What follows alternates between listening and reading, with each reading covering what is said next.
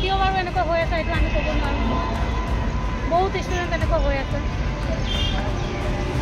ল'ৰা ছোৱালী চলি আছিল এতিয়া ফাৰ্ষ্টত ইংলিছ ক্লাছটো হৈ আছিল ক্লাছ 10ত 10ত প্ৰথমতে এজনী ছোৱালী প্ৰথমতে বোলে চিঞৰি উঠিলে ইংলিছ ক্লাছৰ সময়তে সিহঁতৰ এনেকুৱা লাগে কিবা বুকুটো জাম হৈ আহে মূৰটো অলপ ঘূৰাই তেনেকুৱা কণ্ডিশ্যন হয় প্ৰথম এজনৰ হ'ল এজন হোৱাৰ পিছত বাকী আৰু 4-5জনৰ হৈ গ'ল লগৰ ক্লাছটো 9B ছেকশ্যন অলপ পিছতে তাৰপৰা 2-3জনৰ তেনেকুৱা হৈ গ'ল তাৰপিছত আমি এই ষ্টুডেণ্টখিনি ইয়াৰ পৰা আমবাগান হস্পিটেলত পঠাই দিলোঁ তাৰপৰা সম্ভৱ জখলাবন্ধা হস্পিটেলত ৰেফাৰ কৰিছে কোন ক্লাছৰ আছিলে গোটেইকেইজন মেক্সিমাম ষ্টুডেণ্ট ক্লাছ 10ৰ আগতেও এই ঘটনাটো হৈছিলে যে 28 তাৰিখে হৈছিলে যে 28 তাৰিখে ফাৰ্ষ্ট পিৰিয়ডত মই ছায়েন্স ক্লাছ কৰি আছিলোঁ তেতিয়া 9:30মান বাজিছে সেই 9:30 বজাতে প্ৰথমতে দেখিলোঁ এজনী ছোৱালী তেনেকুৱা অলপ মূৰ ঘূৰাই পৰি যাবলৈ বিচাৰিছে পিছত লগে লগে মোৰ গাড়ীখন আছিল মোৰ গাড়ীতে মই উঠাই ল'লোঁ উঠাই লৈ আমাৰ হস্পিটেলত লৈ গ'লোঁ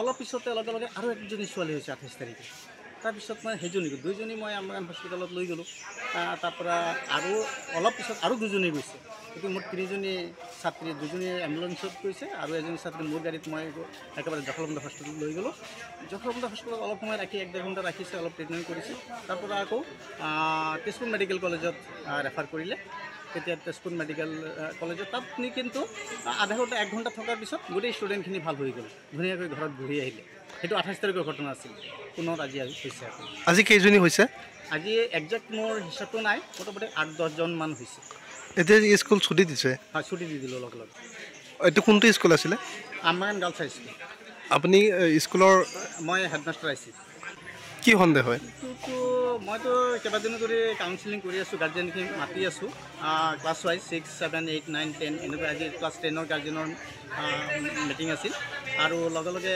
শিঙিমাৰী হস্পিটেলৰ পৰা ডক্টৰসকল আহে যোৱা 3 দিন ধৰি আজিও আহিছিল এজন আহিছিল আৰু এজন আহিলহেঁতেন পিছত যেতিয়া ছুটি হ'ল তেতিয়া তেওঁলোক সম্ভৱ গুচি গ'ল মানে যোৱা 3 দিনেই 3জন ডক্টৰ আহি কাউন্সিলিং কৰি আছিল ষ্টুডেণ্টখিনি বেমাৰ চাই আছে কৈছে কোনো বেমাৰ নাই এইখিনি কিবা এই ফিয়াৰ ফোবিয়া বুলি কৈছে বা কিবা লোডৰ কাৰণে হৈছে বুলি কৈছে তেনেকুৱা কৈছে আৰু তেজপুৰ মেডিকেলত তেনেকুৱা কৈছে যে কিবা তেওঁলোকৰ পৰীক্ষা আছে নেকি কিবা পৰীক্ষাৰ প্ৰেছাৰ আছে নেকি লোড আছে নেকি সম্ভৱতঃ তেনেকুৱা হৈছে বুলি ডক্টৰসকলে তেজপুৰ মেডিকেল ডক্টৰসকলে কৈছে এতিয়া ছাত্ৰীসকল এতিয়া ক'ত আছে আজিৰখিনি এতিয়া মইতো স্কুলতে আছোঁ আমাৰ টিচাৰসকলেও গৈছে অলপ কেইজনমান গৈছে আমবাগান হস্পিটেলত পঠাইছে আমবাগান হস্পিটেলত ৰেফাৰ দি জখলাবন্ধা হস্পিটেলত লৈ গ'ল আজি কেইজনী হৈছিল ক'লে একজেক্ট কথাটো নাই হয়তো 8-10জন তেনেকুৱা হৈছে কোন ক্লাছৰ এইখিনি আছিলে 10ৰ হৈছে মেক্সিমাম আৰু বাকী 9ৰো 2জন হৈছে গোটেইখিনি ছাত্ৰী আছিলে ছাত্ৰী আছে ছাত্ৰ নাই মানে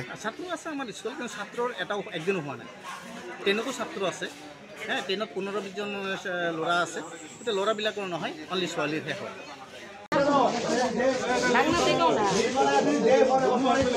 কওকচোন কি হৈছে মানে কি আমার মাইয়া গিয়া কইছে যে ইয়া স্কুলে বলে কি একটা বলে কি বলে বস্তু একটা ঢুকে ঘরে ধরবা বুকের মধ্যে বলে চাপটা ধরে আর মাথা ঘুরার মারে ঘর ঝুলার মতো কান্দে ঘর ফটকে ভিতরে বলে জায়গা বলে বস্তুটা বাইরে জায়গা ঘর আবার আয় ধরে খালি ঘুরার মতো কান্দে কয় কি আমার কি বস্তুটা বলে চাপটা দিচ্ছে এরকম করে কয় কথাটা ধরো বহুত দিন ধরে এরকম কইতাছে স্কুলে কোনো মাস্টারের কোনো ব্যবস্থা লয় না তাই আমি আয়া কইছি যে একটা পূজা ধরো দেহ যে একটা কবির আছে না পূজা ধরে দেহ যে কি প্রবলেম তাহলে ওরকম কিছু একটা হইলে তোরা আমরা ছাত্র পাঠাতাম না স্কুলে কার বাচ্চা দিব এরকম বিপদের মধ্যে দিব না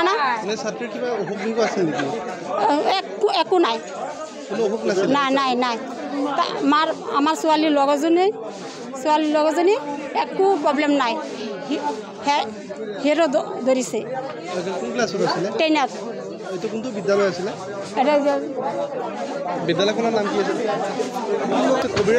কবিৰাজ আহিছে ইয়াত মোক কৈছে যে ইয়াত কি হৈছে মই কৈছোঁ যে কি বোলে এটা ভিতৰত সোমাই চাপি ধৰে আৰু জোৰছে আউজ কৰি থাকে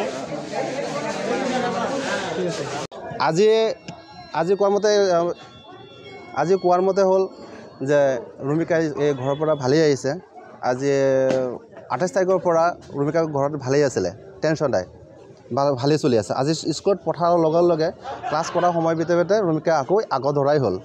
হোৱাৰ পিছত এই আমাৰ ছাৰে ফোন কৰিলে যে ৰুমি আকৌ এনেকুৱা হৈছে।